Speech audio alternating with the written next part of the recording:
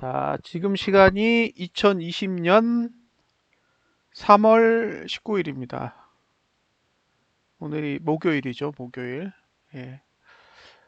어, 하루에 증시가 100포인트 빠지는 날이 그렇게 많지가 않은데, 예. 오늘도 정말 간만에 증시가 100포인트 넘게 빠졌습니다. 말 그대로 아수라장이죠. 예. 이런 날 손절들 많이 하세요. 어쩔 수 없어요. 못 버텨. 그러니까 우리가 일반적으로 가지고 있는 그런 심리 상태에서 코스피 지수가 100포 이상 빠지면 거의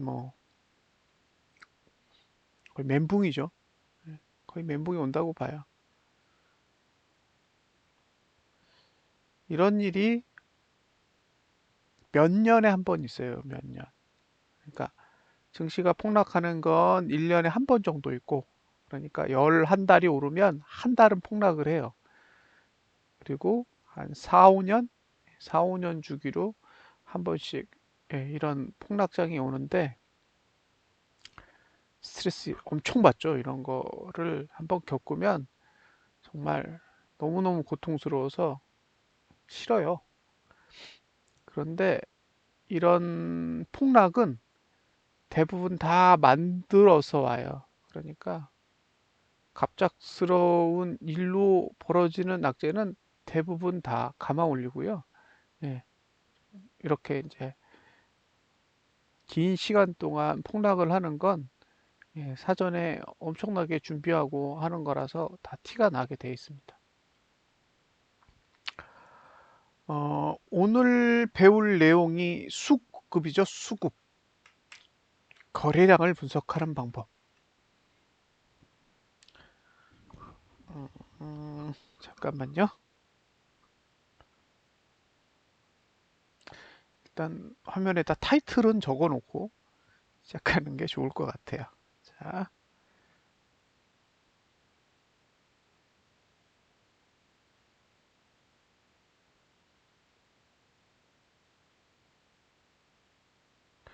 거래량을 분석하는 방법.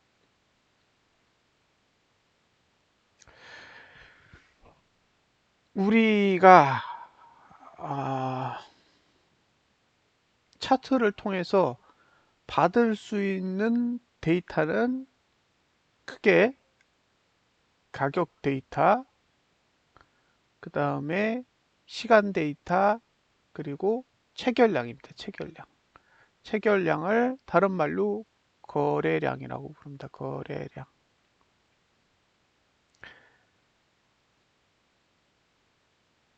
그러니까 우리가 얻을 수 있는 실시간 데이터는 크게 세 종류밖에 없는 거예요. 시고 조종의 가격 데이터, 그죠? 그 다음에 체결되는 체결량 데이터, 그리고 체결되는 시간, 그 시간 데이터가 존재하죠. 자, 거래량을 분석해야 돼요. 거래량. 거래량을 분석하는데 제일 문제가 되는 게 뭘까요?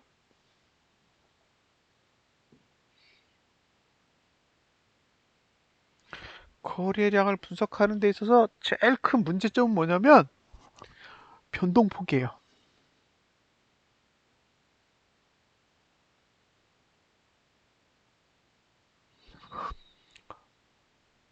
자, 우리나라 증시, 예, 우리나라 증시에서 주식의 하루 변동폭은 하한가 30%, 상한가 30%, 총 60%입니다. 그러니까 우리가 알고 있는 일반적인 상장된 종목이 하루에 움직일 수 있는 변동폭은 60%를 넘지 않습니다. 예, 거의 불가능해요. 60%는. 왜냐하면 하한가를 맞았다가 상한가를 맞거나 상한가를 맞았다가 하한가를 맞아야 되기 때문에 일반적으로 60%의 변동폭을 보이기는 거의 불가능에 가깝습니다. 그런데 거래량은 무한대예요. 무한대. 거래량은 무한대로 움직입니다.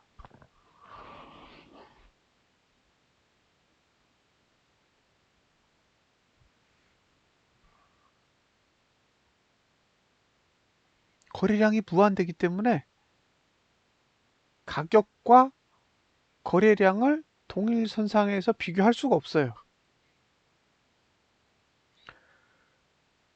자, 아심님이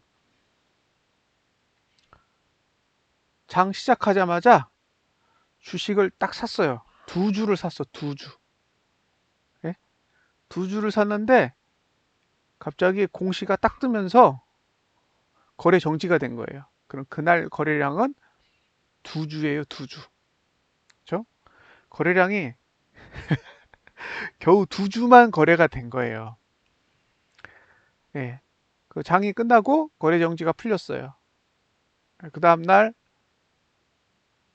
개파락을 한 거죠. 악재가 떠서. 그리고 하루 종일 800만 주가 거래가 됐다고 생각해 보세요. 그러면 거래량이 몇 프로가 나올까요?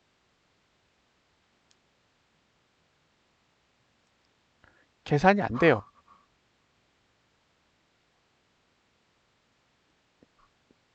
계산이 안 되는 거예요.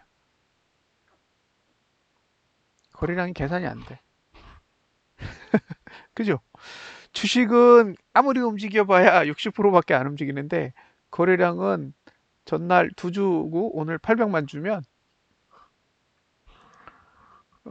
한 주일 경우에 400만 주잖아요. 그럼 1대 400만이니까 400만 프로죠. 400만 프로. 네, 그러니까 하루에 거래량의 증가폭이 400만 프로도 나올 수 있다는 얘기예요. 그렇기 때문에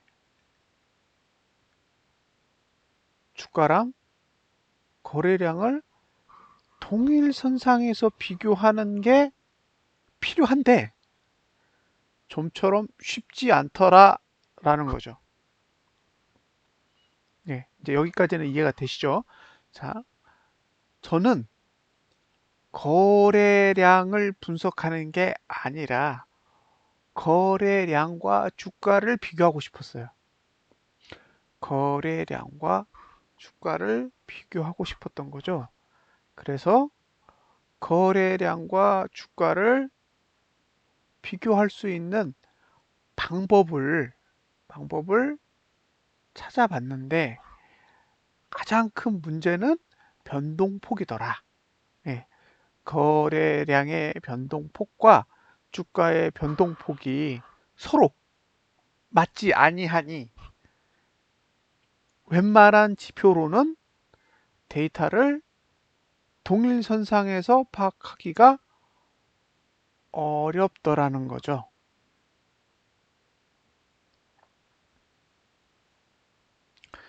그래서 이런 지표, 저런 지표를 비교해 가면서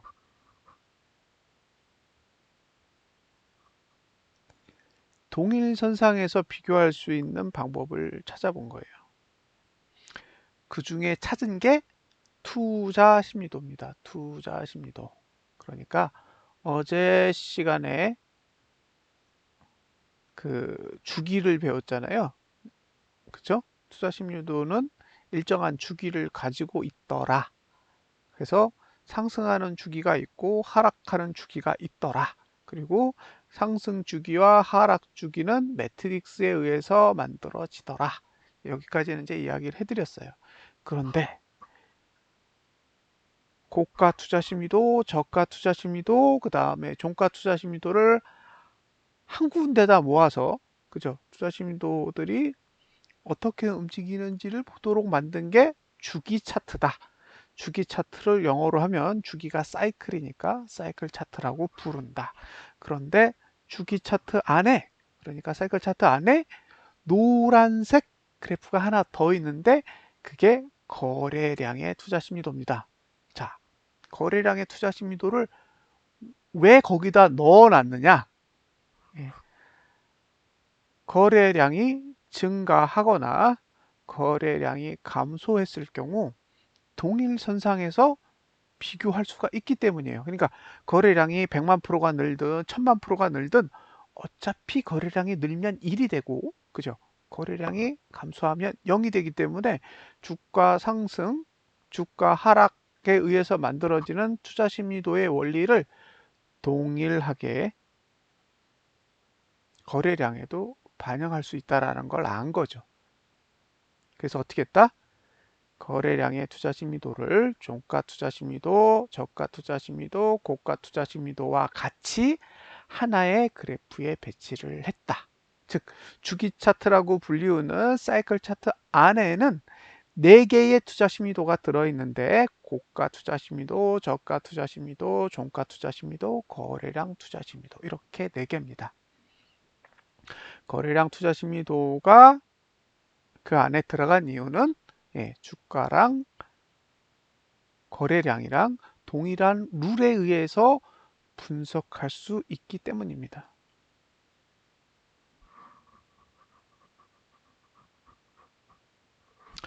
자, 다음으로 그러면 이제 거래량 투자 심리도를 사이클 차트 안에다가 넣었는데, 이제 그 다음 문제는 뭐냐면, 그럼 이걸 어떻게 분석하지? 라는 이제 의구심이 생긴 거예요. 자, 그러면 거래량은 어떤 속성을 가지고 있을까?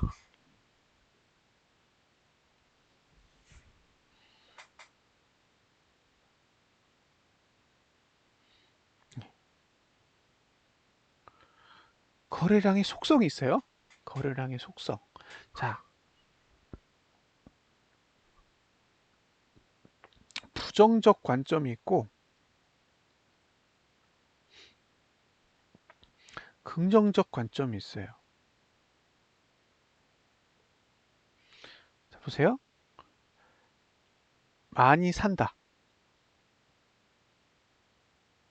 여기는 많이 판다. 그죠? 이건 적게 산다. 이건 적게 판다.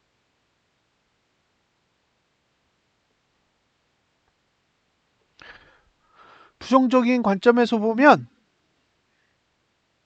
거래량이 늘면 많이 판다가 돼요. 많이 판다. 이거 거꾸로 됐나? 잠깐만요.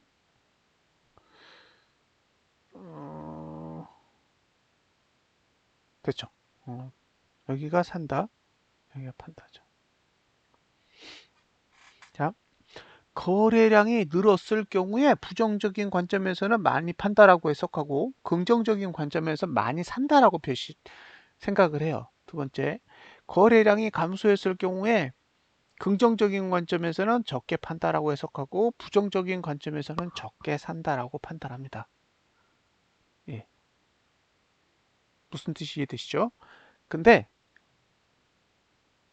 기본적으로 그래프를 해석할 때는 부정적으로 해석해요.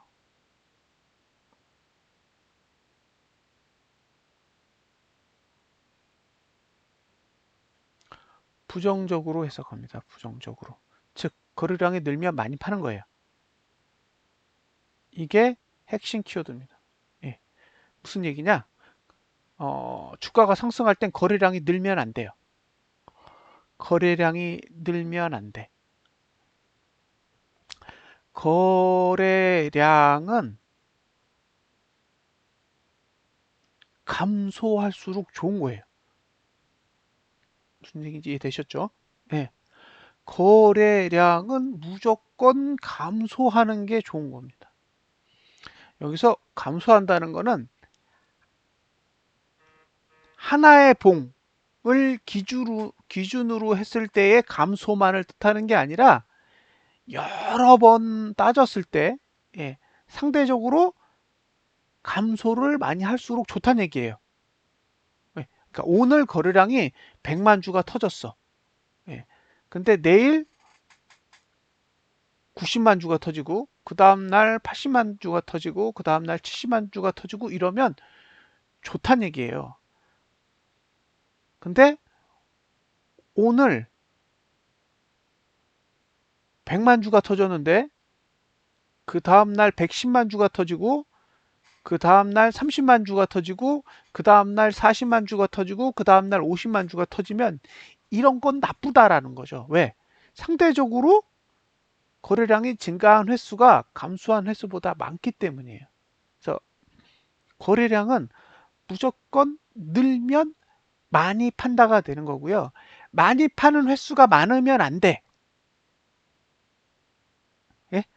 많이 파는 횟수는 극히 일부여야 돼요. 그리고 대부분은 많이 팔지 않아야 돼요. 비록 적게 사더라도.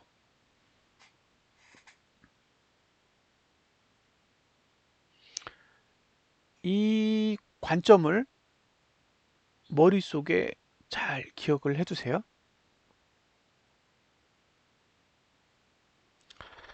자,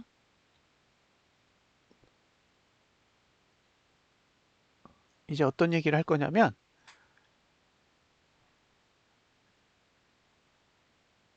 이게 주가. 여기서 주가라고 하면 고가 또는 저가 또는 종가를 의미합니다. 예, 예, 투자 심의도예요.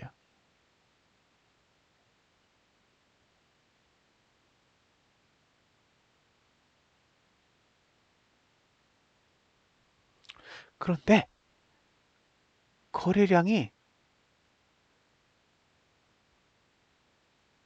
이게 거래량이에요. 거래량 우리는 이제 노란색으로 쓰니까 예, 이렇게 위에 있을 때가 있고 이렇게 밑에 있을 때가 있어요.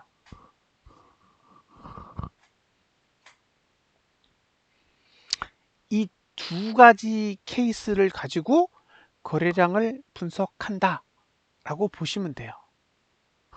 그래서 이거를 오랫동안 지켜봤어요. 그랬더니 거래량이 위에 있으면 나빠요. 그러니까 고가 투자 심리도, 저가 투자 심리도, 종가 투자 심리도보다 거래량 투자 심리도가 위에 있으면 나빠.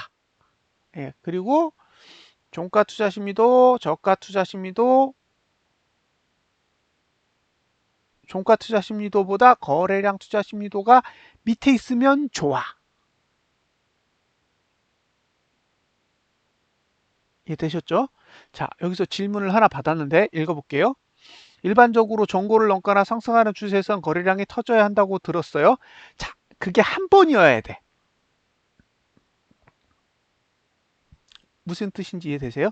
그 거래량이 터지는 게 100만 주가 터지든 1000만 주가 터지든 1억 주가 터지든 국지적으로 한 번에 빵 터지고 그 다음부터 쫙쫙쫙쫙쫙 감소하면 괜찮다는 얘기예요.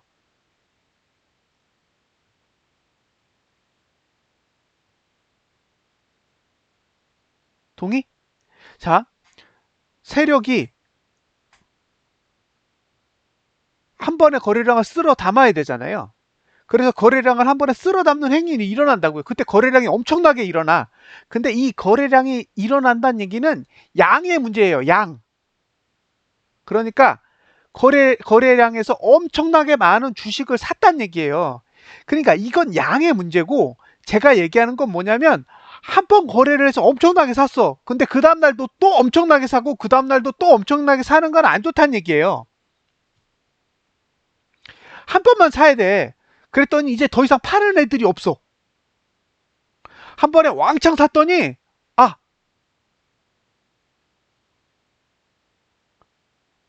이제 사람들이 눈치챈 거예요.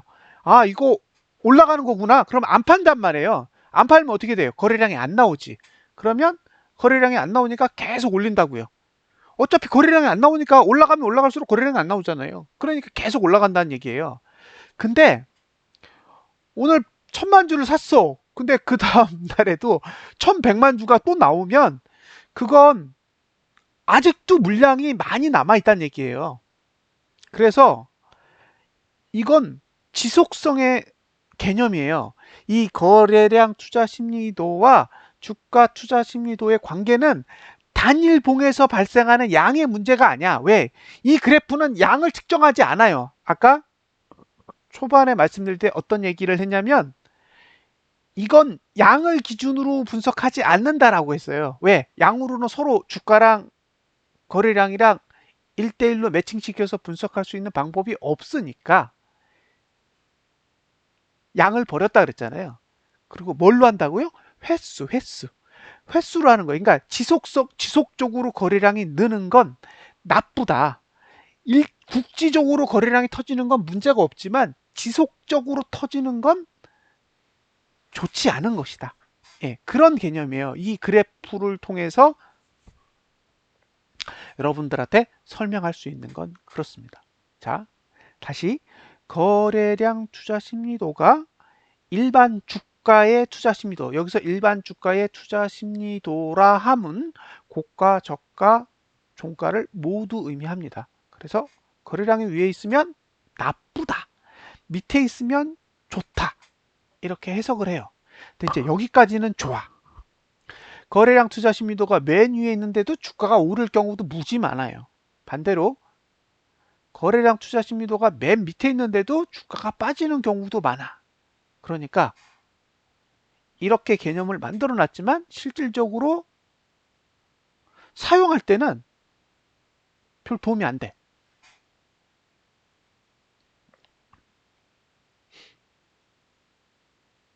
이해하셨죠? 무슨 얘기인지? 도움이 안 되더라는 거예요. 그래서 뭔가 또 다른 기준이 필요했어요. 그 기준이 뭐라고요?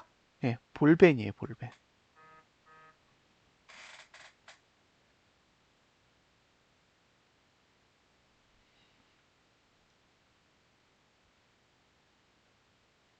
네, 볼벤 23 상단과 볼벤 20 하단이 있는 거죠. 자, 도대체 이 선들과는 무슨 관계가 있을까?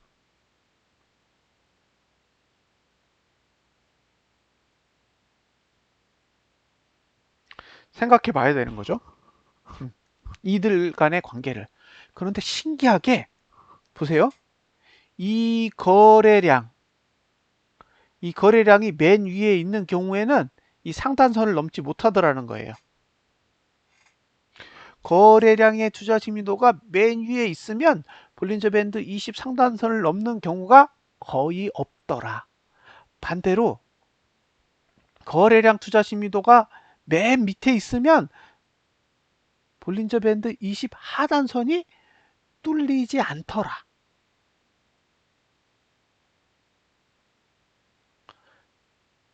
결국 이것을 통해서 이해한 건 뭐냐면, 아, 우리가 볼린저 밴드 21선을 기준으로 볼린저 밴드 20 상단선과 하단선을 분석을 하는데, 상단선을 돌파하는 경우와 상단선을 돌파하지 못하는 경우, 하단선을 붕괴하는 경우와 하단선을 붕괴하지 않는 경우를 이 거래량 가지고 분석할 수 있는 거구나 라는 것까지 알아낸 거예요. 이게 제가 투자 심리도랑 볼린저 밴드 20을 붙여서 알아낸 규칙이에요. 그래서 이거를 적용을 해보면 정말 놀랍도록 정확하게 해석이 돼요. 깜짝 놀래요. 보면 우와 할 정도로 거의 확률이 한 70% 이상은 나올 정도로 되게 잘 맞아요.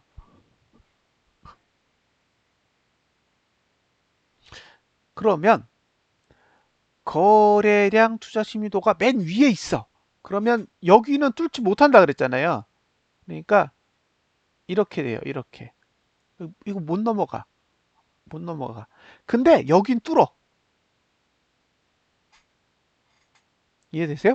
거래량 투자 심리도가 맨 위에 있다는 얘기는 볼리저 밴드 20 상단선은 못 뚫지만 반대로 하단선은 뚫는다고요.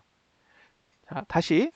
그런데 거래량 투자 심리도가 맨 아래에 있으면 여기는 못 뚫어. 근데 여긴 뚫어요. 그러니까 상단선을 타고 가는 경우에는 대부분 거래량 투자 심리도가 맨 아래에 있어요. 아래에. 그리고 하단선을 붕괴하면서 떨어질 때는 거래량 투자 신뢰도가 맨 위에 있죠. 그러면 볼린저 밴드 20 하단선을 뚫고 싶으면 어떻게 할까요? 거래량이 먼저 올라오겠죠. 거래량이 먼저 위로 올라옵니다. 그거는 아래를 뚫을 준비가 되어 간다, 이런 뜻이에요. 거래량 투자 심리도가 맨 위로 올라온다라는 것은 볼린저 밴드 20 하단선을 뚫을 준비를 하고 있습니다라고 투자자에게 알려주는 거죠. 그러니까 그걸 딱 보면 어떻게 돼요? 아이고, 하단선 뚫릴 수 있겠다, 그 생각을 먼저 하는 거죠.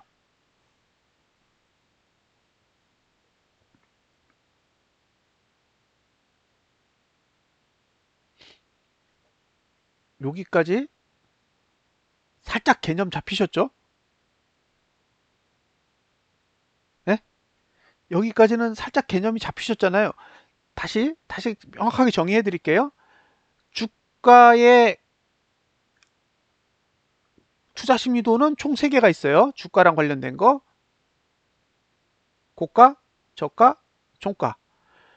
그 투자 심리도보다 거래량 투자 심리도가 제일 높게 있으면 상단선은 못 뚫는다. 볼린저 밴드 20 상단선은 뚫기 어렵고 100%못 뚫는다라고 얘기할 수 없으니까 뚫기 어렵고 하단선은 뚫더라.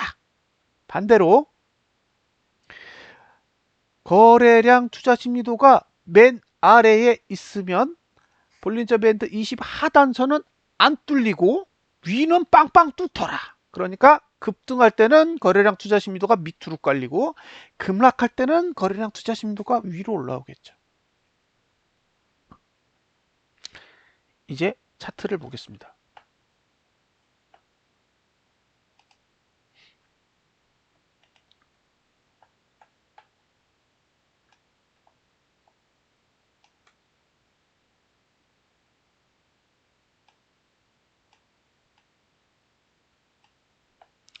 자, 이게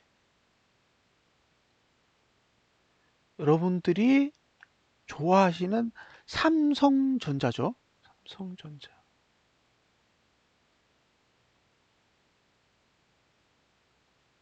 이게 삼성전자 차트인데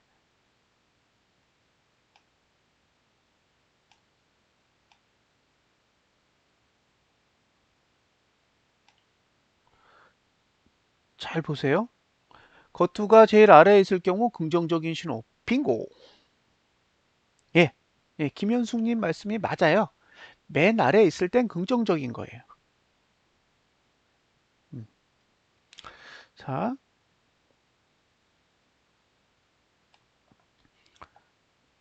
닥터는 다르죠. 닥터를 우리 같은 사람이랑 비교하시면 안 됩니다.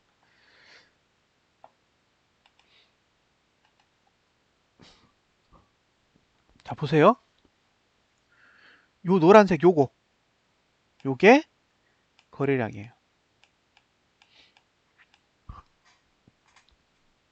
요 선이 거래량선입니다. 거래량선. 이해되셨죠? 예. 자, 거래량선입니다. 이제 갑니다. 자, 이것도 설명해 드려야 돼. 양봉은 빨강색이에요. 그죠? 그래서 고가를 찍을 땐 양봉이어야 되잖아요. 그래서 고가는 빨강색입니다. 자, 빨강은 고가예요. 왜 빨강이 고가냐? 고가를 찍으려면 양봉이어야 하니까. 단순하게 생각했습니다. 다음에 저가는 파랑색. 왜냐하면 저가를 찍으려면 음봉이어야 되니까. 그래서 저가는 파랑색으로 되어 있습니다. 그리고 종가는 음봉 날지 양봉 날지 모르잖아요. 늘 걱정이잖아요. 그래서 검정색으로 해놨어요. 검은 종가입니다.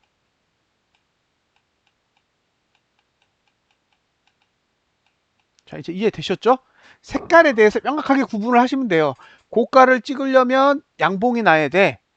그죠? 고가를 찍으려면 양봉이 나야 되니까 고가는 빨강색으로 했고, 저가를 찍으려면 음봉이 나야 되니까 저가는 파란색으로 해놨어요. 얼마나 단순해요. 예. 크게 해요. 돋보기 어디 있지? 돋보기가 이거군요. 자, 됐죠? 네. 그런데 음, 그런데 여기 노란색을 보면 이게 맨 아래에 있어요. 이렇게 따라갈게요. 이렇게 맨 아래 여기까지는 맨 아래에 있어. 그러다가 이놈이 스물스물스물해서 여기서 올라왔어요. 그렇죠?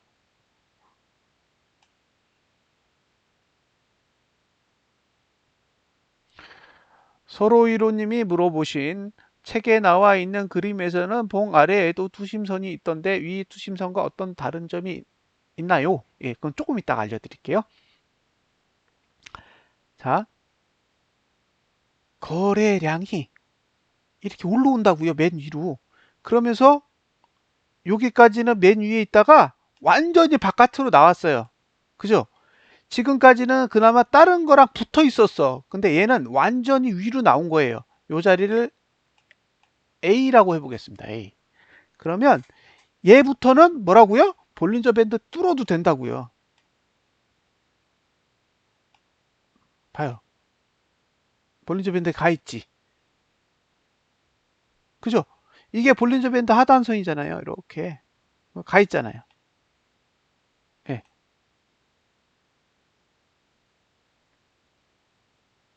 이해하셨죠? 저렇게 거래량이 맨 위에 올라오면 볼배 하단까지 가도 된다고요. 그리고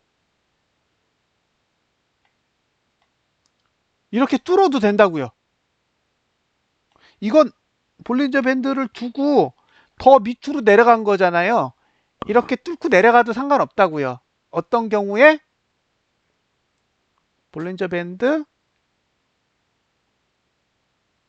하단선을 뚫는 건 거래량 투자 심리도가 맨 위에 있는 거죠. 이해하셨죠? 이렇게 거래량 투자 심리도가 맨 위로 올라온다고요. 이렇게. 그러면 뭐라고요? 볼린저 밴드 하단이 뚫린다고.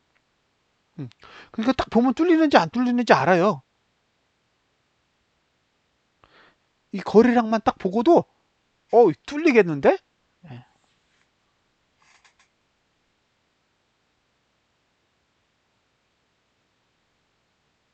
진짜 뚫려요. 신기할 정도로. 보셨죠? 뚫리는 거. 자, 거래량은 뭐에 반응한다고요? 네, 거래량 투자표 위에 있을 때는 상단선이 막히고 하단선이 뚫린다. 그죠? 반대로 거래량 투자 심리도가 맨 밑에 있을 때에는 하단이 막히고 상단이 뚫리는 거죠. 그러니까 이렇게 생각하시면 돼요. 거래량 투자 심리도가 맨 아래에 있으면 하단에서 매수해요. 안 뚫리니까. 반대로 거래량 투자 심리도가 맨 위에 있을 때는 상단에서 매도 쳐요. 왜? 안 뚫리니까. 이해하셨죠? 이게 거래량을 이용해서 매매를 하는 방법입니다.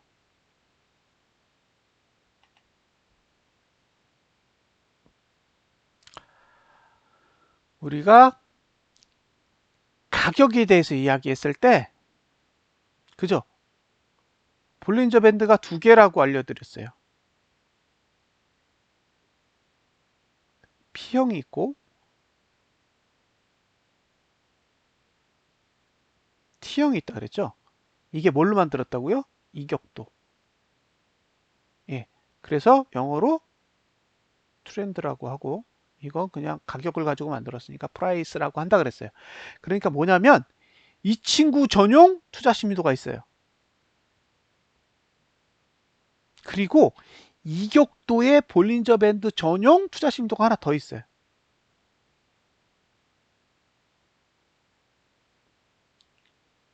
그러니까 투자 심리도가 몇 개다?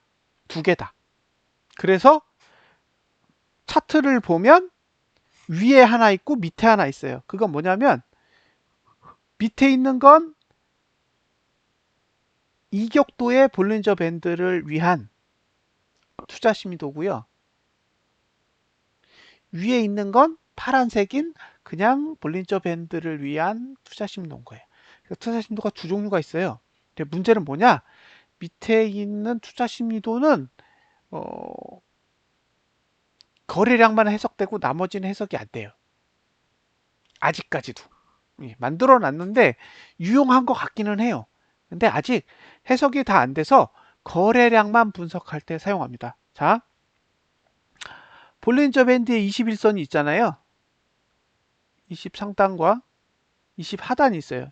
그러면 이격도의 볼린저 밴드에도 20 상단과 20 하단이 있습니다. 똑같이 양쪽에 투자 심도가 있다 그랬죠. 그러니까 거래량을 비교하는 기준도 똑같아요. 예, 밑에 있는 투자 심리도에서 거래량의 투자 심리도가 제일 위에 있으면, 그죠? 볼린저 밴드, 이격도의 볼린저 밴드 T차트라고 하는, 그러면 T차트에 20이 상단선이 막히고 하단선이 뚫려요. 반대로 거래량 투자 심리도가 맨 아래에 있으면 T차트의 20 하단선은 막히고 상단은 뚫려요. 근데 이게 무슨 차이가 있느냐?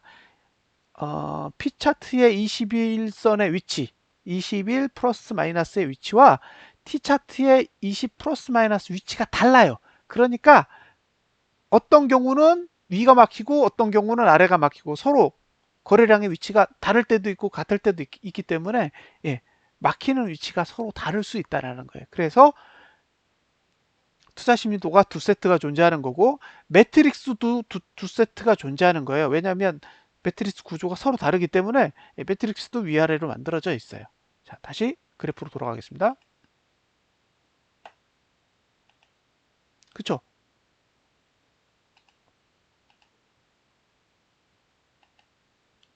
예? 요거는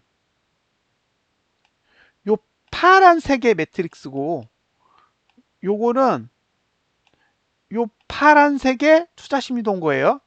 그리고 이거는 요 빨간 선의 매트릭스고, 예, 요거는 요 빨간 선의 투자 심리도라고요.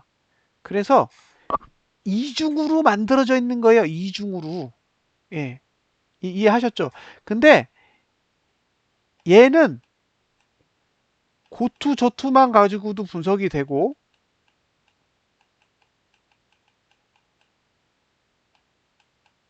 예. 거래량 가지고도 분석이 되는데,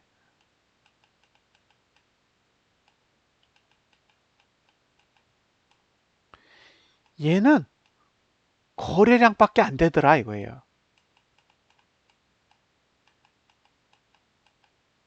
그래서 분석할 때 아래에 있는 거는 거래량을 활용할 때만 분석을 하고 거래량을 분석하지 않을 땐 볼 필요가 없어요.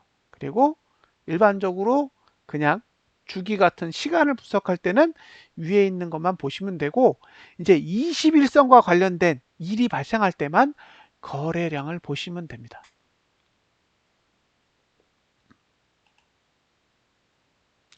여기까지 이해가 되셨죠?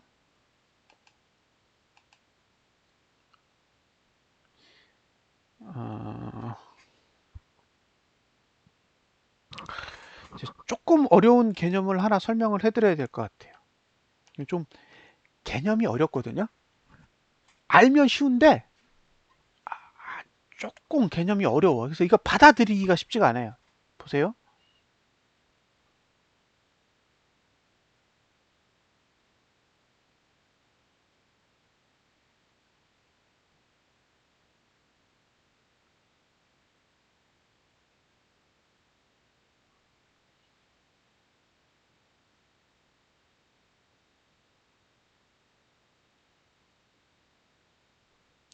자,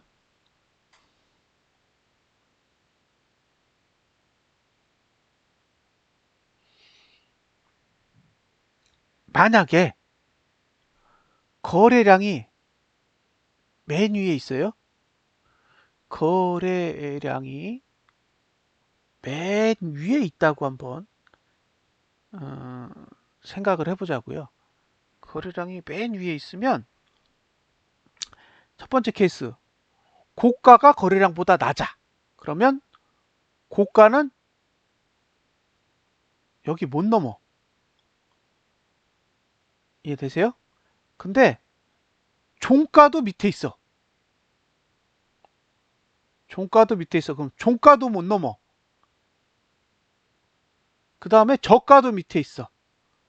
그러면 저가도 못 넘어요. 근데 그게 아니라 종가가 거래량보다 위에 있어요. 종가가 거래량보다 위에 있으면 종가는 넘어도 돼.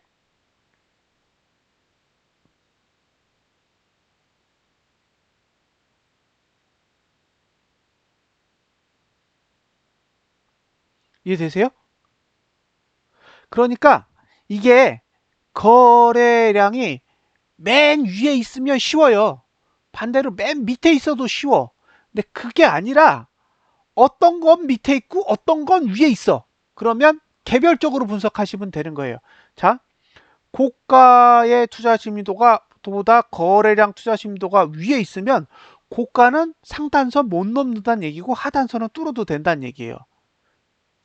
종가가 거래량 투자 심리도보다 밑에 있으면 상단선 못 뚫고 하단선 뚫어도 돼. 반대로 종가가 거래량 투자 심리도보다 위에 있으면 하단선은 못 뚫고 상단선은 뚫어도 돼. 이제 개별적으로도 그런 해석이 된다는 얘기예요. 아까는 그냥 퉁쳤잖아요. 주가의 투자 심도라 그래서 이걸 그냥 하나로 묶었어. 이거를 그냥 주가의 투자 심리도라고 정의를 하고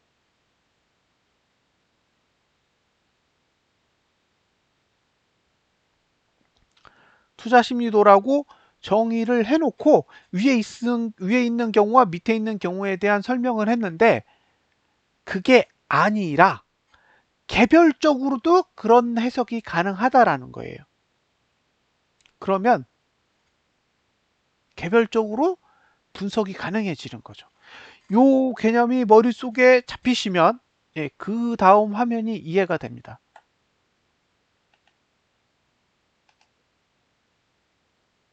자,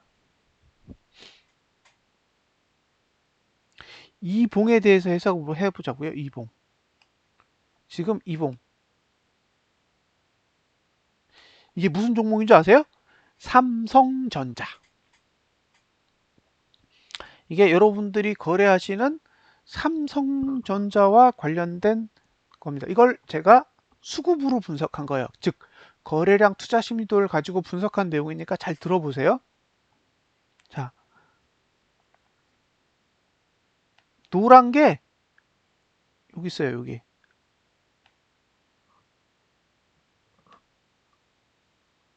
그쵸? 노란 게 여기 있어요. 확대해서 볼까요?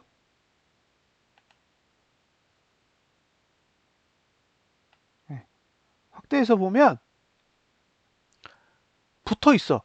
근데 빨간 거하고 그다음에 파란 거하고 노란 게 붙어 있고 검정은 밑에 있어.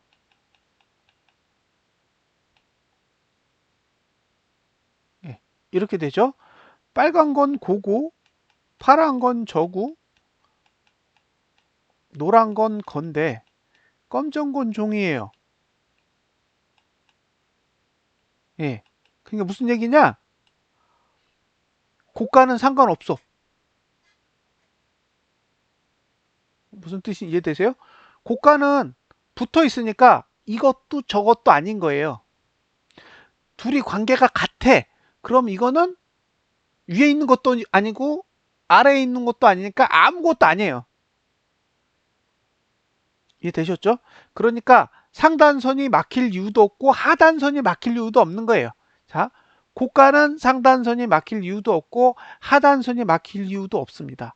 저가도 상단선이 막힐 이유가 없고 하단선도 막힐 이유가 없어요. 그런데 종가는 안 돼. 그죠? 종가는 밑에 있잖아요. 그러니까 무슨 얘기냐? 종가만 안 돼.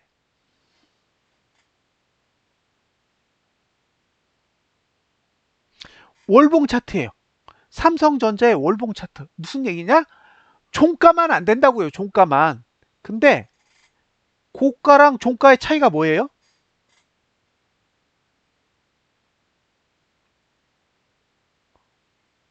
고가와 종가의 차이.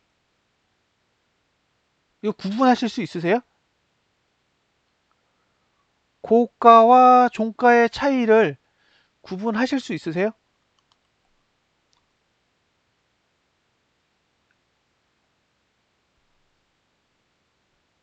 뭘까요?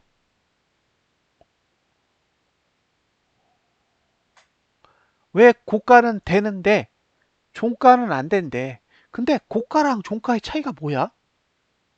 그걸 머릿속에 알고 있어야 되잖아요. 고가는 언제 만들어져요? 고가가 만들어지는 시간.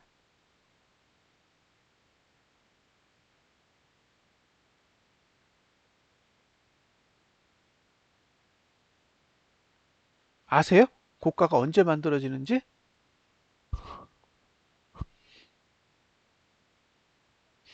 아무 때나.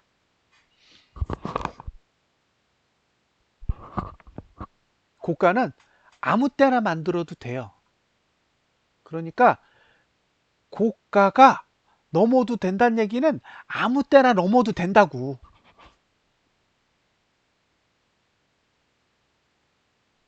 그런 뜻이에요. 근데 종가는 마감이잖아요. 그러니까 아무 때나 넘어도 되는데 끝에는 안 돼.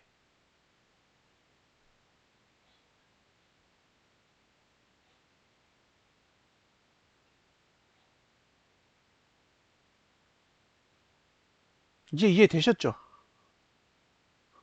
예? 아무 때나 넘어도 돼. 근데 끝에는 안 돼.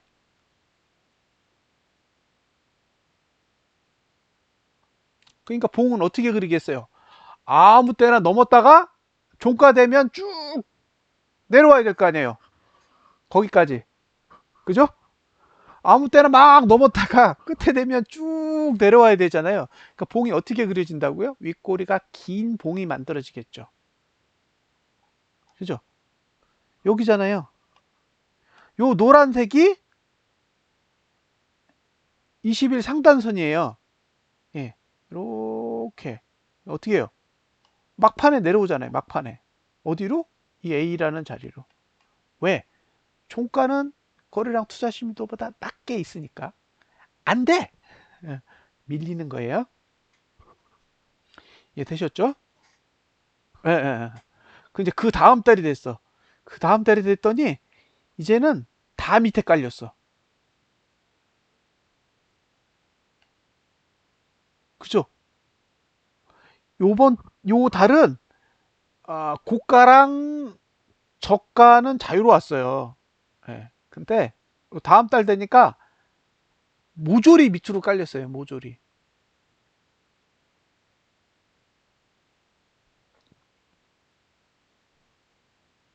그렇죠? 다 내려왔어요. 게임 끝났어. 예. 어떻다고요? 이제는 상단도 뚫으면 안 돼, 사실은. 다 밑으로 기어 내려와야 돼. 예, 아셨죠? 근데 이게 뚫었어. 그죠? 이렇게 뚫었잖아요. 근데 그래봐야 소용없다는 얘기죠. 결국은 어떻게 했다고요? 밑으로 내려왔다고. B. 내려왔잖아요. 6만 원 어디 있다고? 6만 원 여기 있다고요. 6만 원 여기 있다고요. 6만 원. 예. 무슨 얘기냐? 거래량 투자 심리도가 맨 위에 있는데, 그죠? 그 거래량 투자 심리도가 감당할 수 없는 가격대에 6만 원이 있었던 거예요. 그래서 사람들한테 6만 원 비싸요 라고 얘기한 거예요.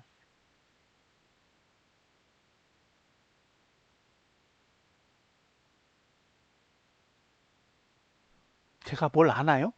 아는 거 없어요. 삼성전자가 휴대폰을 얼마나 파는지 반도체를 얼마나 파는지 몰라요. 뭘 알아요? 이건 과도한 상태인 거예요. 과도한 상태. 이미 매도량이 어마어마하게 나오고 있는 상태에서 너무 비싼 가격을 제시했다는 얘기예요.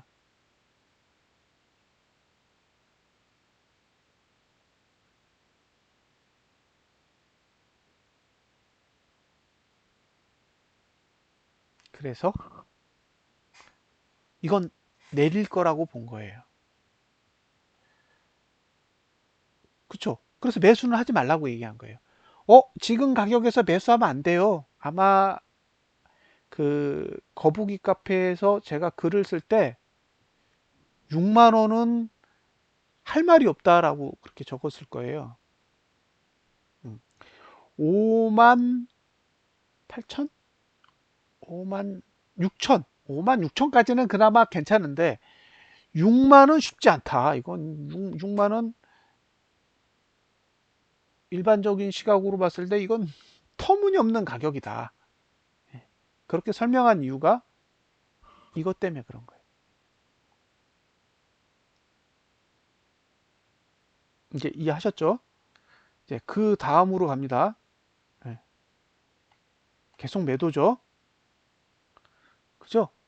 계속 매도예요. 주구장창. 그럼 뭐예요? 상단선 오면 매도 치는 거야. 상단선 가면 매도 치는 거지. 그죠? 자, 위로 올라가 볼게요.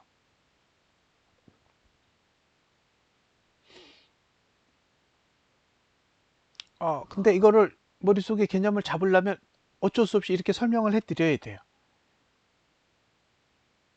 예, 유튜브에서 다시 볼 수 있습니다. 자, 볼린저 밴드 21선이 어디 있냐? 여기 있어요. C. 예. 근데 여기 보면 종가가 아래에 있어. 거래량은 위에 있고. 예. 거래량은 위에 있고 종가는 아래에 있으니 요걸 넘을 수 없다고요. 요 자리를. 이해되세요? 이게 57,200원이죠? 요 자리가 57이에요. 그래서 월봉 분석글에 뭐라고 써 있냐면 57,200원 넘으면 팔아야 된다. 그렇게 적어 놓은 거죠. 왜? 그 밑으로 내려올 거니까. 57,200원 위로는 버티기가 힘든 구조를 만들어 놨으니 왜? 거래량이 위에 있으니까. 종가가 아래에 있고. 그래서 종가는 내려오겠구나. 그러니까 57,200원 위로는 어렵다. 그래서 사람들한테 얘기해 준 거죠. 57,200원 위로는 힘들어요.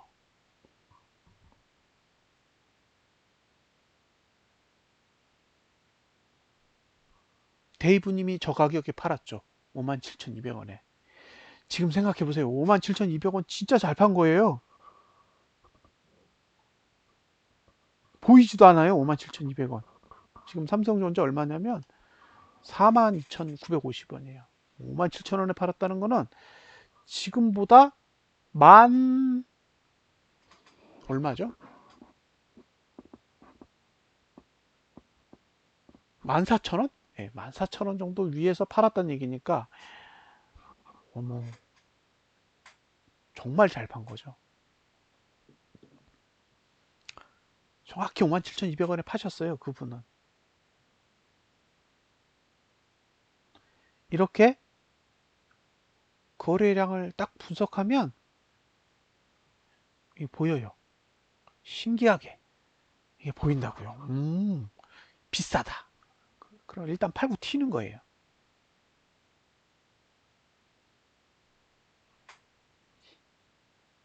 자, 데이브님 여기 있어요? 안 되는데. 자, 이제 코스피 200으로 가겠습니다. 코스피 200.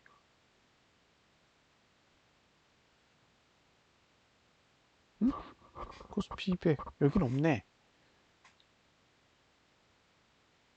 자, 코스피 200을 보여드릴게요. 코스피 200.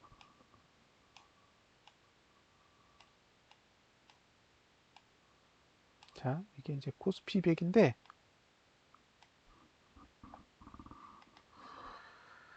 코스피 200입니다. 요게. 자, 이쪽은 문제가 없어요. 그죠?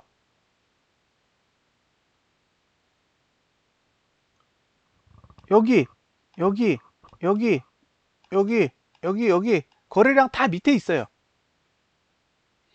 거래량이 다 밑에 있으니까, 그러니까 이게 무슨 얘기냐면 볼린저 밴드 20일 상단선은 사실은 하락과는 무관한 거예요. 근데 왜 떨어졌냐? 밑에가 문제예요. 밑에가.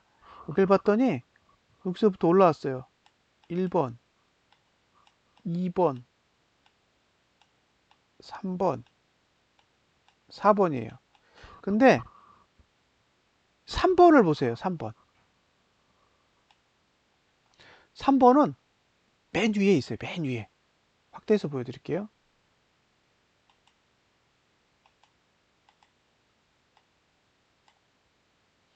거래량이 맨 위에 있다고요. 예, 여기 보시면 거래량이 맨 위에 있어. 그러니까 무슨 얘기냐면 이거는 T차트의 20 상단선이 막힌다. 이런 뜻이죠. T차트의 20 상단선이 막힐 거다. 위로 쭉 올라와서 보면 요 선이죠. 요 선. 이 선이 막힌다는 소리죠. 그러니까 이 밑으로 내려온다는 얘기예요. 네, 이 선 밑으로 내려온다는 얘기죠. 얘가 알려준 게. 그럼 어떻게 해요? 이 위에서 팔아.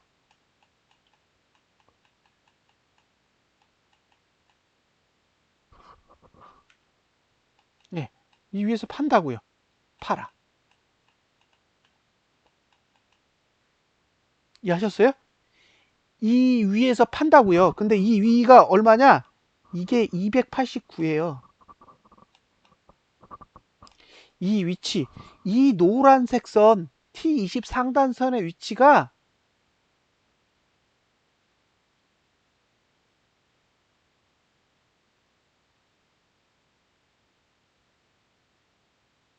상단선의 위치가 289인데 이거보다 높으면 되는 거잖아요. 그죠? 그러니까 어떻게 해요? 그 위에서 그냥 매도 치면 되는 거죠.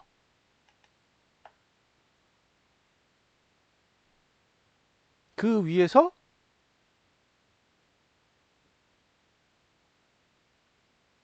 매도를 치면 되는 거예요. 자, 2월 달에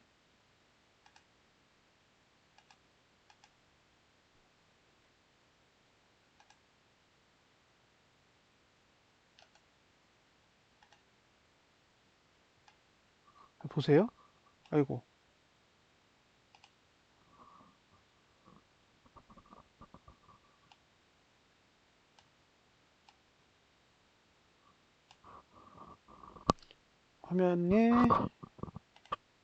화면에 보면 이게 이제 제가 매도 친 자리가 나온단 말이에요.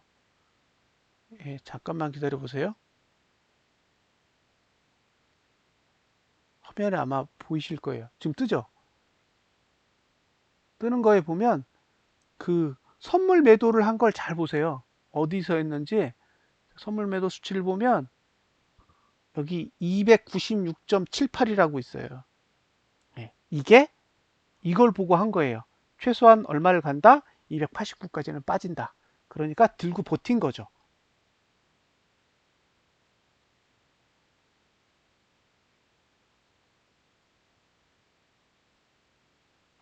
이제 무슨 뜻인지 이해되셨죠?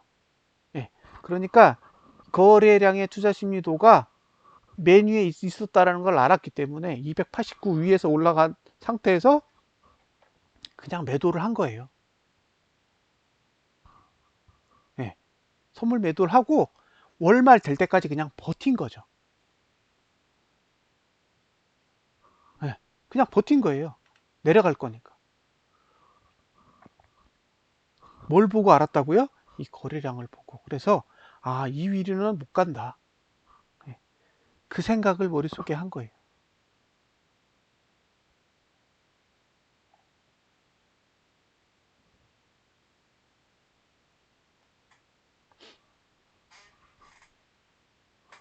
이제 거래량이 눈에 들어오세요?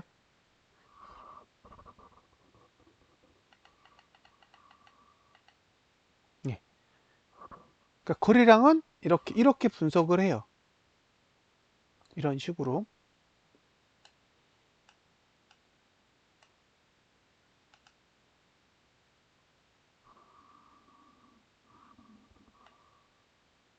자,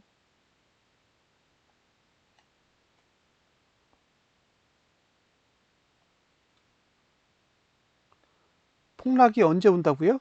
거래량이 메뉴에 있을 때. 예. 그래서 폭락이 오는 자리 거래량이 메뉴에 있고, 예. 거래량이 메뉴에 있고. 음. 아는 거예요. 눈치가. 예. 백단인 거죠. 그래프를 보면 보여요. 거래량이 올라와? 하단선 가겠네? 예. 가요.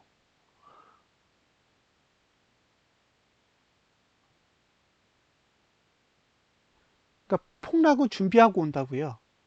준비하지 않고 오는 폭락은 흔치 않아요. 대부분 저렇게 거래량을 다 위로 올려놓고, 예, 내려온다는 거예요. 그러니까 저 위에서 사실 다 매도 쳤잖아요. 예, 다 매도 쳤다고요. 근데 지금은 너무 많이 내려와서 못 치는 거예요. 하지만 사지도 않아요. 반대로 매수하지 않는다고요. 왜?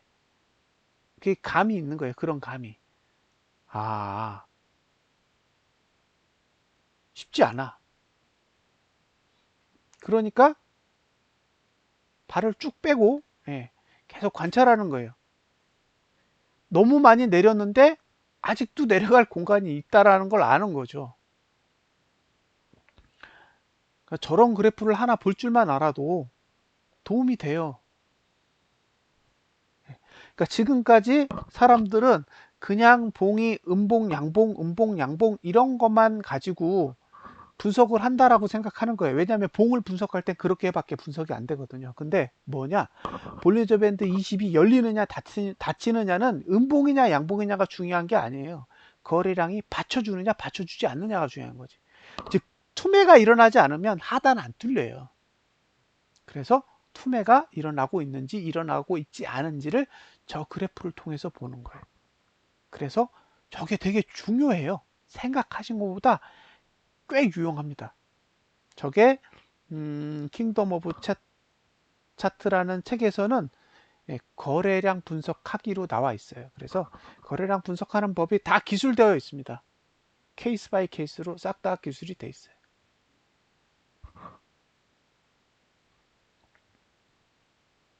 자, 이게 이제 거래량에 대한 내용이죠. 이제 추가적인 내용들은, 예, 책에서 보시면 수급이 매수인 케이스, 수급이 매도인 케이스, 부분적으로 매수인 케이스, 부분적으로 매도인 케이스, 예, 전부 다 구분이 돼서 설명이 돼 있으니까요. 예, 부족한 부분은 이제 책을 통해서 확인을 해보세요. 자, 투자 심리도 내용 중에 안 배운 게 하나 있어요. 그러니까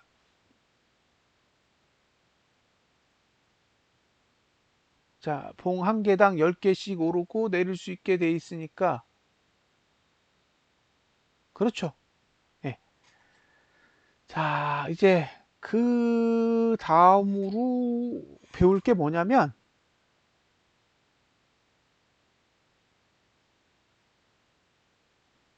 어, 일자를 더 길게 보려면 10개 앞밖에 안 돼요. 예, 이건 이렇게 움직이면 드래그 하시면 돼요. 드래그 하시면 되고, 늘릴 거면 이렇게 늘리고요. 줄일 거면 이렇게 줄이고. 예, 이건 늘리고, 이건 줄이고. 예, 밑에 여기 날짜를 가지고 줄이면 줄어들고, 늘리면 늘어나요. 그리고 보험 크기를 하고 싶으면 이렇게 줄이면 줄어들고, 이쪽도 이렇게 줄이고 싶으면 줄어들어요. 네, 이런 식으로 돼 있어요. 이거는 이제 저희가 별도로 개발한 게 아니라 이게 차트 이름이 사이차트라는 거거든요. 그러니까 저희가 차트를 구매해서 개발을 한 거라 그쪽에서 제공해주는 UI예요. 자, 그 상승 주기와 하락 주기가 있는데, 어,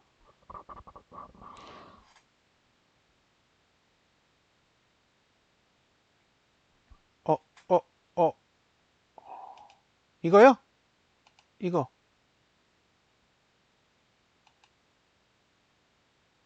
예. 켜면 켜지고, 끄면 꺼집니다. 아, 죄송합니다. 이걸 물어보신지 몰랐네요.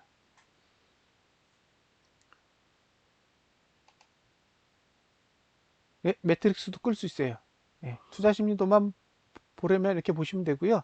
매트릭스가 필요하면 매트릭스를 누르시고 플러스를 누르면 10개가 이렇게 쫙 드러납니다. 됐죠? 자, 투자 심리도의 위치, 그 다음에 주가의 위치,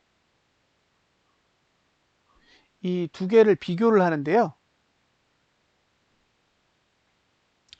이 두 개를 비교해요. 비교하는데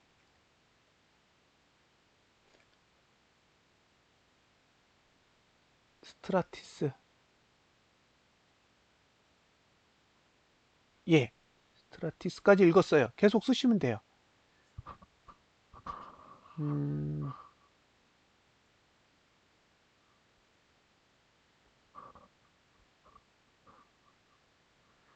위치상의 왜곡이 발생하게 돼요.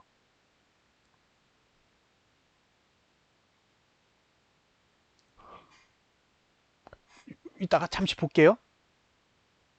예, 잠시 볼게요. 자, 다시 투자 심리도의 위치와 주가의 위치가 있는데, 어, 위치상의 왜곡이 일어나는 현상들이 있어요. 그 위치상의 왜곡이 일어나는 걸 가지고 분석을 하는 게 최고가 모드와 최저가 모드가 있습니다. 이게 무슨 뜻이냐면 최고가 모드는 투자 심리도가 최고치에 가 있다 이런 뜻이에요. 투자 심리도는 최고치에 가 있는데 주가가 최고치가 아닌 경우, 이런 경우를 최고가 모드라고 하고요. 반대로 투자 심리도는 맨 아래에 가 있는데 주가가 맨 아래까지 오지 않았을 경우, 이때를 최저가 모드라고 보통 불러요. 그러면 그렇게 가려는 속성이 있다는 얘기예요. 반드시 간다가 아니라 그렇게 가려는 속성이 나타난다.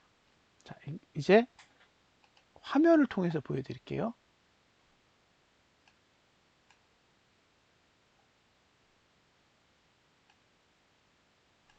차트를 하나 만들어 볼게요. 제가 별도로 설명을 해야 되니까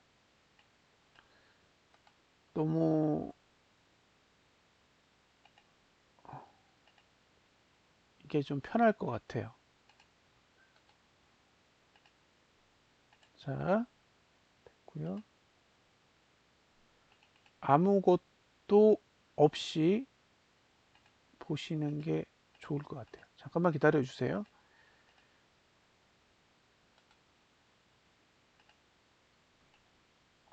자, 이게 여러분들이 보시는 투자 심리도 아니 일반 차트고요. 여기다가 이거를 넣어 볼게요. 그 다음에 두 개를 빼고 비교하기 쉽게. 자, 이제 해당 화면을 보고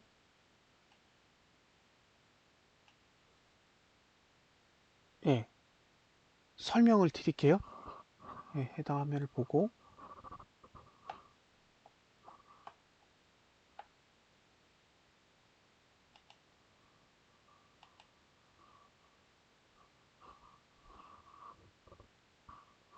됐죠?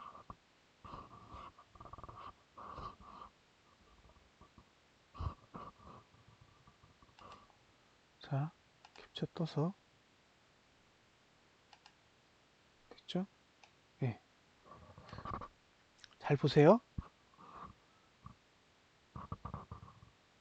여기서부터 저가의 투자 심도가 내려가기 시작해요. 그죠? 여기서부터 내려가요. 근데 여기까지는 높이가 같지만 여기 가면 내려간단 말이에요. 그럼 여기가 이게 최저치예요. A를 기점으로 해서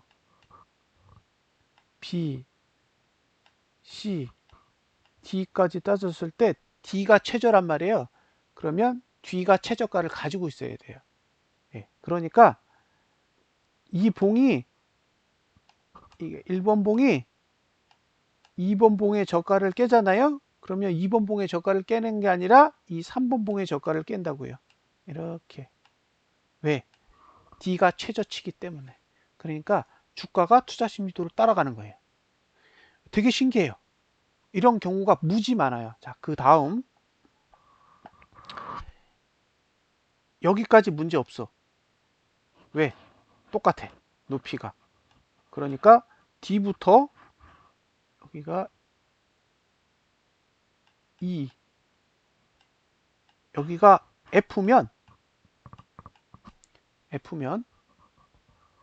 D, E, F 중에 바닥이 있으면 돼요. 그러니까 4번 봉, 5번 봉. 1번 봉, 4번 봉, 5번 봉 중에 바닥만 있으면 돼요. 근데 실제로 1번 봉이 바닥이니까 문제가 없어요. 근데 문제는 어디냐? G. 여기서 또 떨어졌잖아요. 이렇게 내려갔죠. 그죠? 그러니까 뭐냐? G는 D와 E와 F에 생긴 바닥을 붕괴해야 돼요. 그러니까 뭘 붕괴해야 된다? 이 봉. 예. 이 봉을 붕괴해야 돼요. 1번 봉의 저가를 깨야 돼. 예. 1번 봉의 저가를 깨야 돼. 근데 여기는 안 깼어요. 보시면 이 저가를 안 깼어요. 그러니까 누가 깬다고요? 이 봉이 깨. X. 자, 이 X는 이 봉을 깨는 거죠. 이렇게.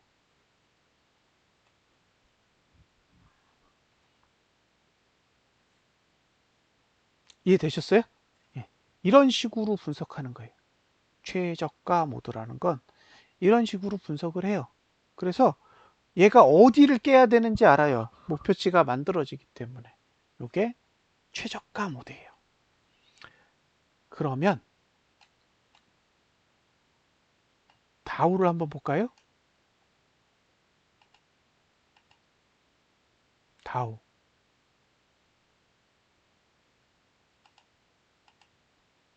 자,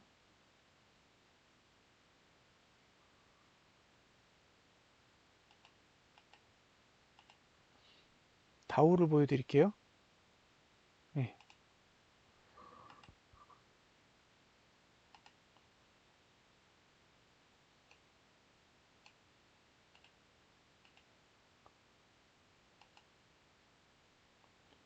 다우를 보면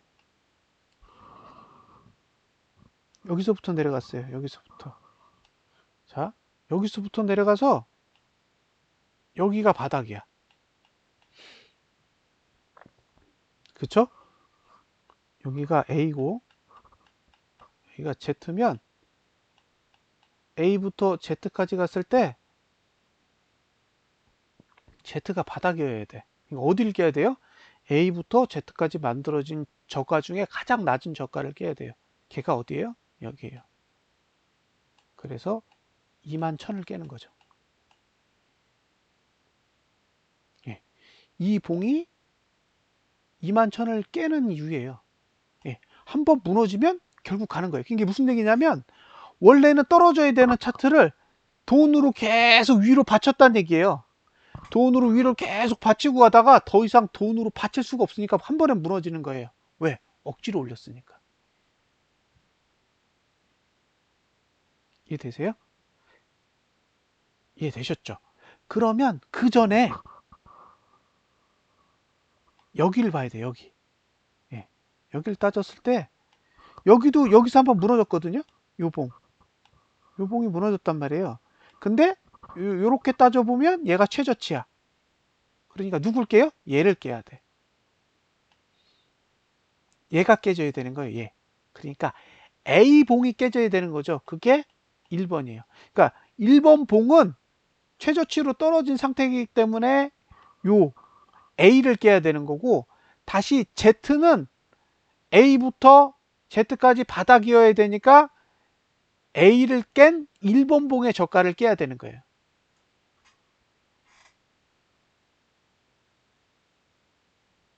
그래서 다우지수가 여기를 가야 된다라고 본 거죠. 여기를 깨고 나서 오를 거냐 떨어질 거냐 그건 몰라요. 왜냐하면 목표치가 그 정도는 된다라고 보는 거죠.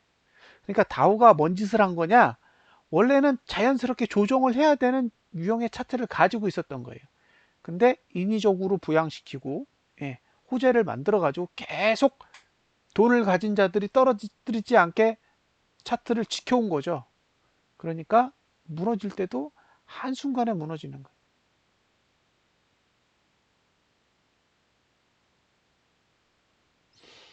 이게 최저가 모드인 거죠. 네. 그러면 최고가 모드를 한번 볼게요.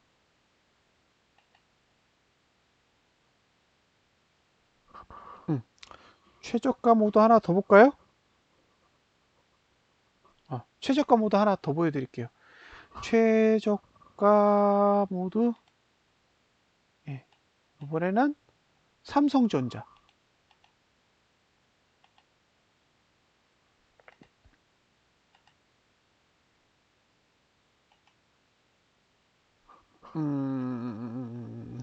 그거 설명하기가 쉽지가 않을 텐데. 그죠? 유효 기간은 살짝 설명하기가 어려워서 그거는 생략을 할까 생각 중이에요. 기본적인 개념만 먼저 알려드리는 게 좋을 것 같아서. 자, 이봉 있죠? 이봉. 이봉. 이봉이 제일 높아요. 그런데 이봉이 여기서부터 내려가기 시작했단 말이에요. 이렇게. 첫 번째 기준은 얘야.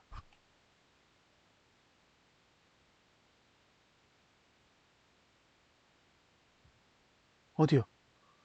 어디 양봉? 차트 1번 봉. 지금 지나갔는데? 지금 삼성전자 하고 있어요.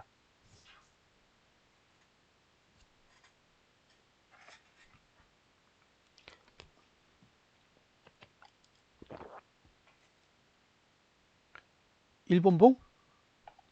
이따가. 예! 연장이라고 봐요. 더 낮아지면. 더 낮아지면 연장으로 볼 수도 있어요. 애매해. 근데 사실.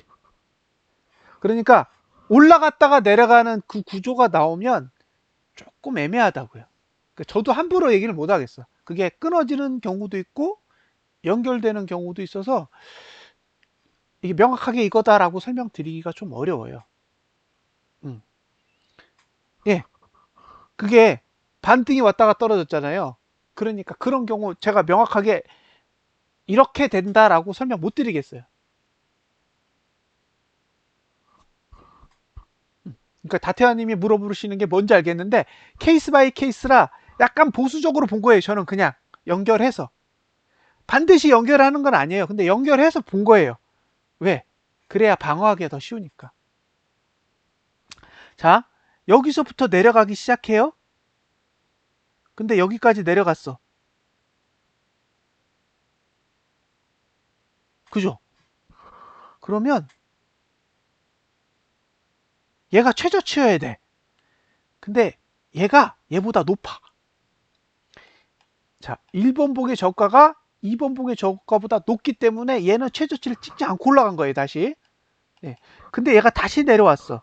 자, 이 위치보다 이 위치가 더 낮아. 여기요. 그죠? 그럼 얘는 어디를 깨야 된다고요? 얘를 깨야 돼, 얘. 요게 44,200원이에요.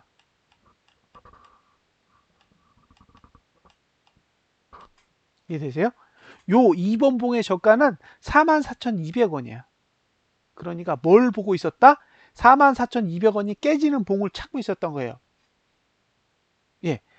이 친구는 안 깼어요. 1번은. 근데 3번은 깼어. 44,200원이라는 저가를 3번 봉은 깼다고요. 그래서 어디서 샀다? 4번 봉에서 샀다고요. 제가 매수한 봉은 이 봉이에요. 4번 봉. 44,200원을 깬 다음 봉. 예. 왜? 최저가 모드가 끝나야 살 수 있으니까.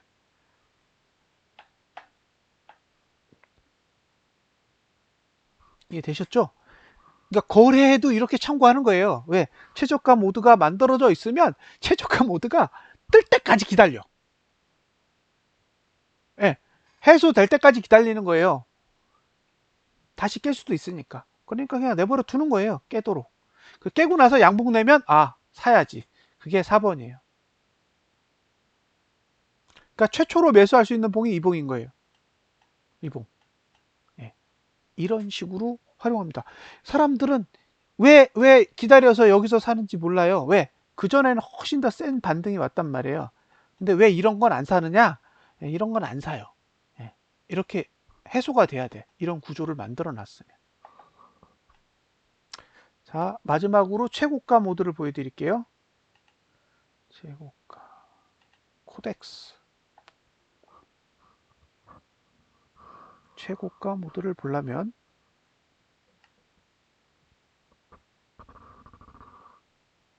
여기를 봐야 돼요. 여기. 최저가 모드가 주로 저가를 중심으로 보는 방식이라면 최고가 모드는 이제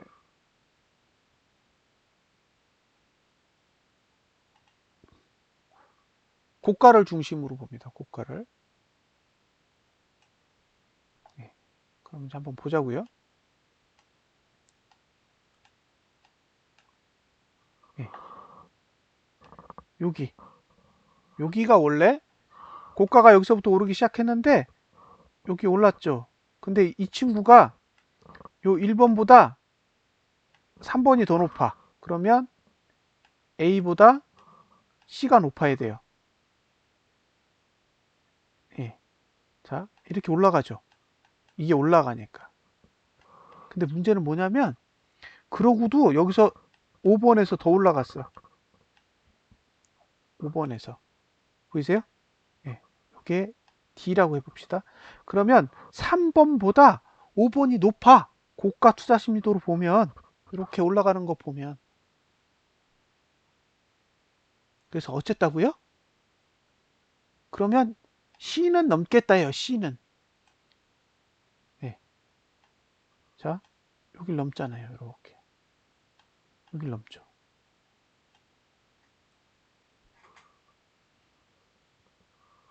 C가 넘을 걸 알고 있었다는 얘기죠. 예. 그게 가격으로 보면 6,625원인 거죠. 그리고 이 봉의 저가는 5,925원이에요. 잠깐만요. 잠깐만요.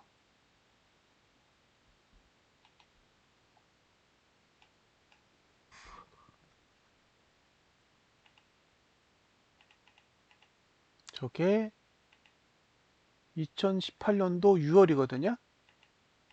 6월.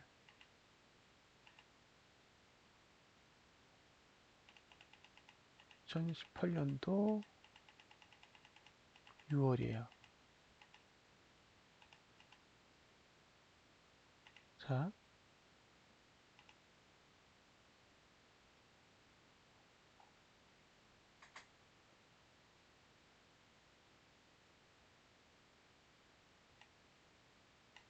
볼게요.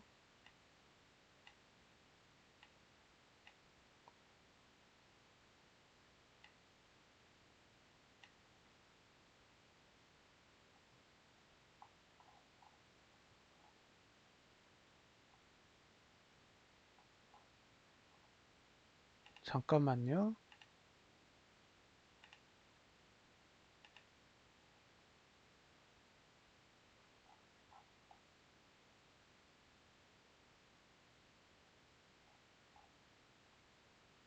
됐다.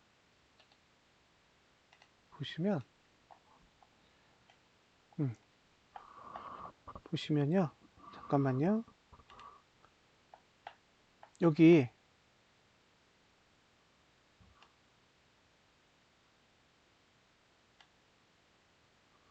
보이시죠? 화면을 보면 실제로 5,950원부터 5,925원까지 샀어요. 여기 저가가 5,925원이잖아요. 저가를 찍는 날 산 거예요. 이렇게. 그리고 얼마에 팔았냐? 실제로 6,625원에 팔았어요.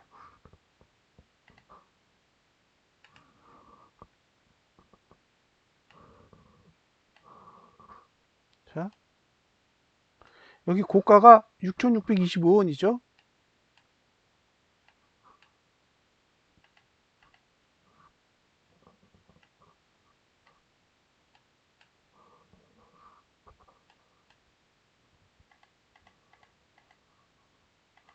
예, 보이시죠? 예, 6,625원에 팔았어요. 그때 천주. 확대해서 보여드리면 정확하게 가격이 찍혀 있어요. 이게 무슨 얘기냐?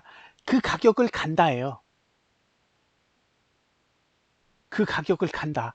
그 가격을 가는 걸 미리 알고 있었던 거예요. 월봉을 보고, 아, 저 가격까지 갈 수 있어.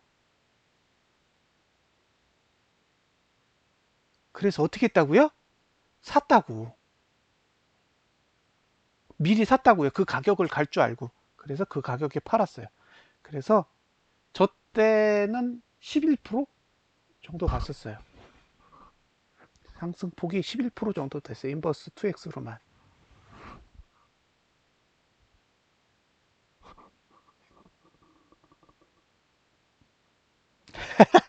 그거 물어봐야 돼요. 예, 그렇게 된 거예요, 이게. 그러니까 예전에 2018년도 6월 달에 이걸 거래하신 분들이 있어요. 저랑 같이. 예. 그때 이런 이유였던 거예요. 그러니까 거래할 때 이유가 있어요. 그냥 하는 게 아니야.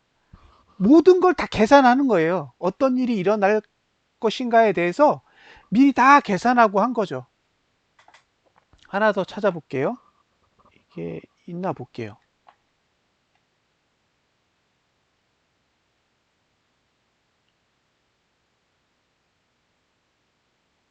잠깐만요. 자,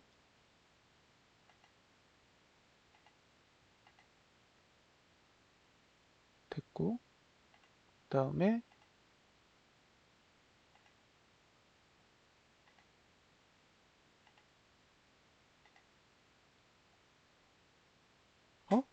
2018년도, 아까 삼성전자가 2018년도 9월이었는데, 2018년도 9월 1일, 2018년도, 예, 조회, 여기 있다. 자, 보세요. 이번에는 삼성전자예요.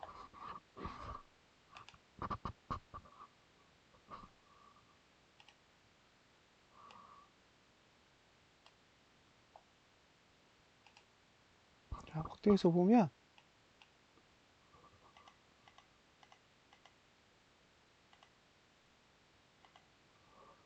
자, 보이시죠?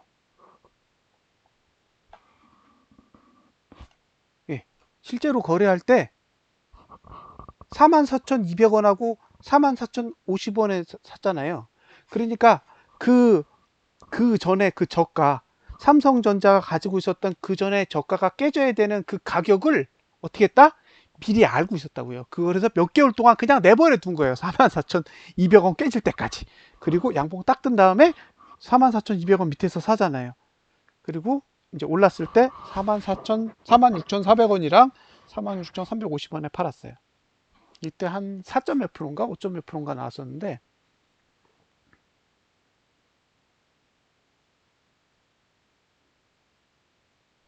이제 이해되세요? 이 최고가 모드랑 최저가 모드를 알고 있으면 봉이 어디를 깨야 정상이고 어디까지 가야 정상인지를 머릿속에 계산할 수 있어요. 예, 그러니까 계산값을 가지고 봉을 버릴 수 있어요. 아, 이건 아직 도달이 안 됐어. 이건 시간이 더 필요해. 예, 이렇게 하면서 필요한 봉을 걸러내는 거예요. 그리고 그걸 가지고 실제로 거래를 하는 겁니다. 그러니까 이론만 존재해서 딸랑 이론은 이론이고 거래는 별개고 이렇게 되는 게 아니라 이론이랑 합쳐져 있어요. 거래랑. 그래서 실제로 이론을 이용해서 거래를 하는 거예요. 이렇게. 아까 최고가 모드를 이용해서 거래를 한 건 코덱스 200 선물 인버스 2X고, 예, 최저가 모드를 통해서 최저가가 붕괴됐을 때 매수를 한 건 삼성전자인 거죠. 이거는 솔직히 투자 심리도를 활용해서 거래를 한 거예요.